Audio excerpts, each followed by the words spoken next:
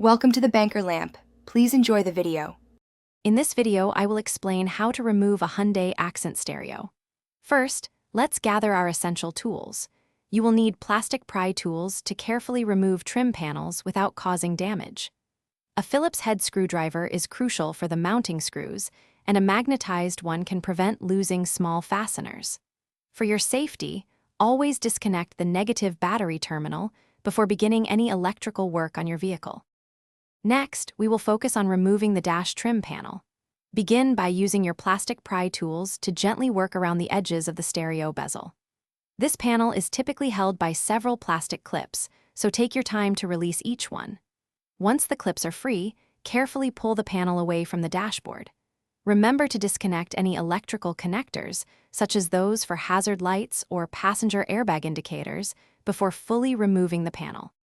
With the dash panel removed, you will now have access to the stereo unit itself. You should see 4 Phillips head screws holding the stereo in place. Typically, there are 2 on each side. Remove these screws, being careful not to drop them behind the dash. Gently slide the stereo unit out from its opening. Then, disconnect all the electrical wiring harnesses and the antenna cable from the back of the unit. These connectors are often keyed, ensuring they only fit one way. For reinstallation, simply reverse the steps.